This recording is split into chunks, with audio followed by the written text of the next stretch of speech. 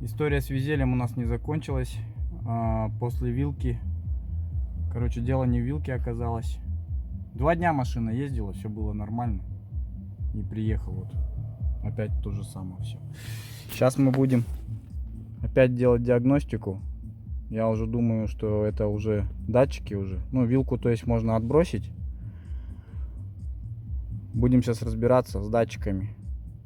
И попробуем фишки от них отключить тупо. И посмотрим, выйдет у нас такая проблема или нет. Разобрались мы с этим везелем все-таки. Оказалось, что дело... Ну, то есть, датчик парковочного положения у него, это нижний датчик, получается, на коробке передач. Вот, он находится вон там. И к нему подходила фишка. Я еще тогда, когда делал, обратил внимание на эту изоленту. Но она как будто какая-то была такая по заводу. Под этим не видно было ее, под гофрой. А вот когда гофру уже розетовали, и вот этот провод мы чуть-чуть его тронули, и он буквально отлетел, короче. Просто у него был плохой контакт. Вот и все. В общем, ребята, дело было не в вилке. Может, рановато? Ну, не рановато. Не рановато. Это по-любому оно. Сейчас сделаем, и все будет нормально. Вот. Просто как бы видео выпустим, перевыпустим, что дело не в вилке было, а вот дело было вот в фишке в этой просто, и все. А если такая ошибка вылазит, то это проблема либо в самом датчике. Датчик, может быть, что-то с ним случится, конечно. Ну, либо надо искать по электрике проблему с этой фишкой. Он просто ее тупо, походу, не запитывает. Потому что мы сейчас ее отключили, и у нас на сканере сразу все ошибки вот эти высветились. А до этого он 2 дня катался. Видать, контакт не срабатывал. А потом, когда именно трясануло на кочке где-нибудь, и все, и он прилетел. Ну, как бы так. Еще отличу этот разъемчик. Достал пин, пропаял все. Все, сейчас обратно подключим, и все. Будет нормально все. Вот так вот сделали косу. Осталось подключить. Сейчас Макс обратно вилку эту переставит на родную. Ну, человек поездил, мы, считай, потестили. Мы же и сразу сказали в видео даже, что человек поездит неделю. Если ошибка вылезет, приедет, переделаем. Ну, как бы, будем искать дальше. Ну и вот и нашли мы эту проблему зловещую. Сейчас уже, я думаю, все нормально будет. Ну, тут больше нечем. Тут явно был вот этот косяк в этом контакте. Кстати, Кусочек. ну, походу. Так. Так, что-нибудь. Мне надо чистое.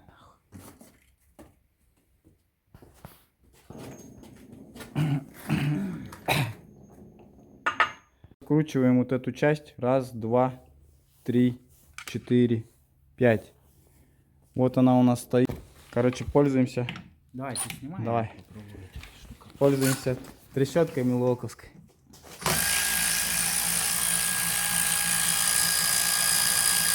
Вещь? Вещь, да? Ну, не знаю. А так Шумит же. не шумит, а? Так-то нормально. Ну то, что это. Шум. Трещоткой замучаешься крутить, а тут бым-бым-бым. Быстро, да? Ну да.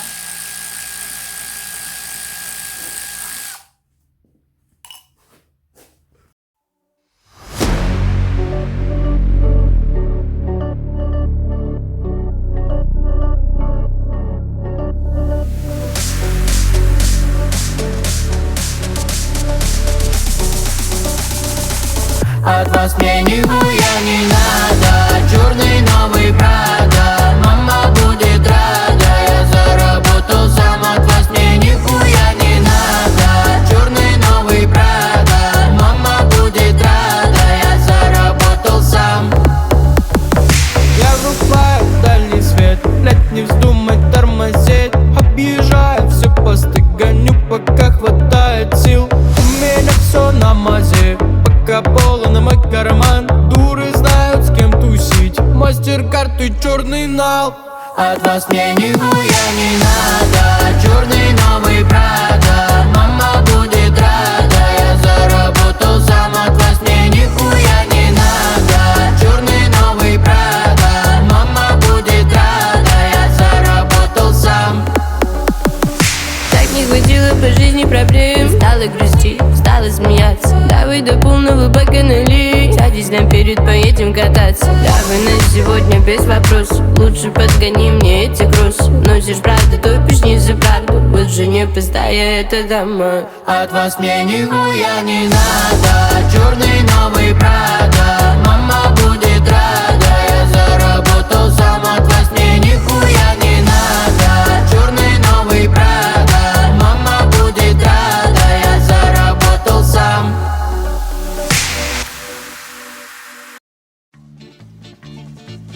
До чего дошел прогресс? До невиданных чудес.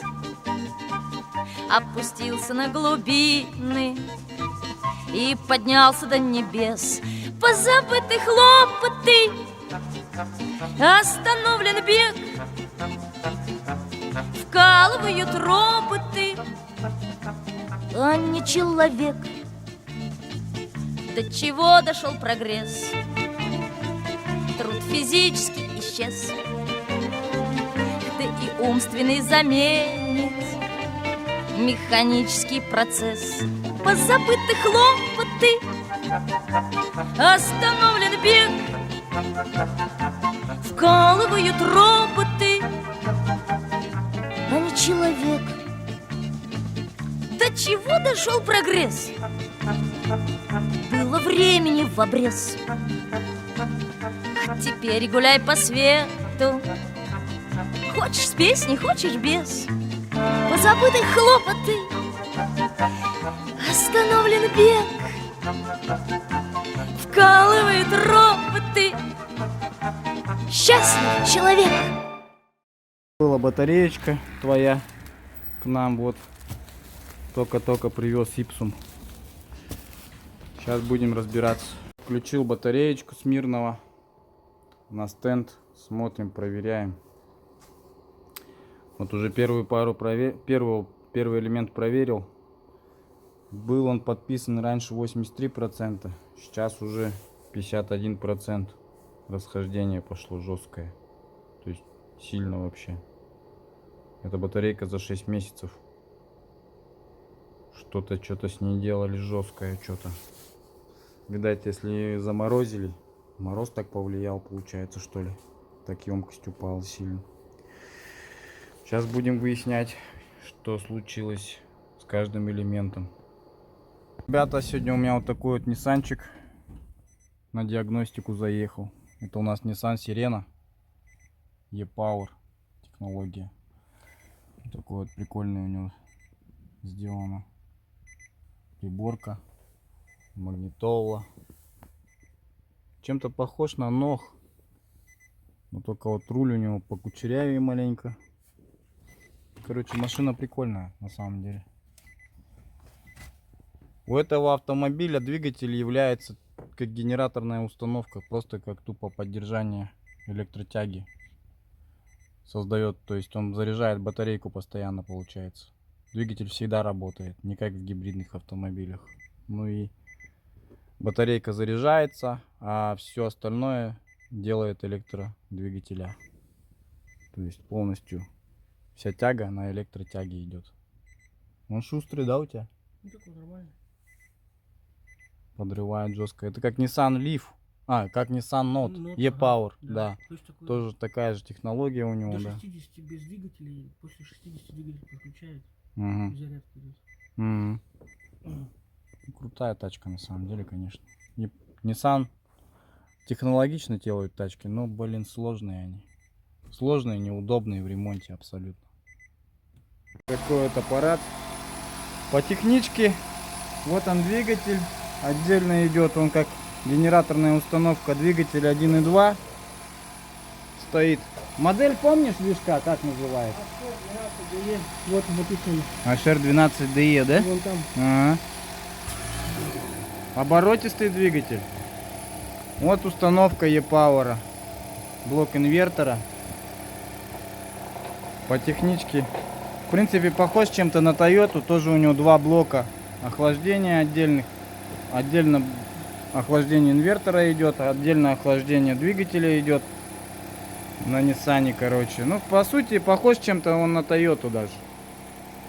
Если у Хонды всего один блок охлаждения, то есть одна система охлаждения, там нету инвертора, и вот этой части там тоже нету, то здесь, как на Тойоте, реализовано, чем-то похоже.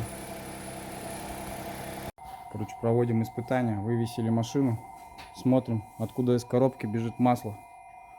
А что у него этот тоже всегда работает? Ну, на экран. Да? А круговой обзор у него всегда, что ли, получается? Даже при езде машины? Нет. Нет?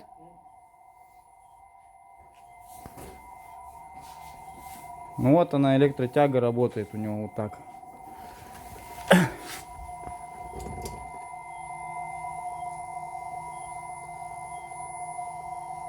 Прикольно.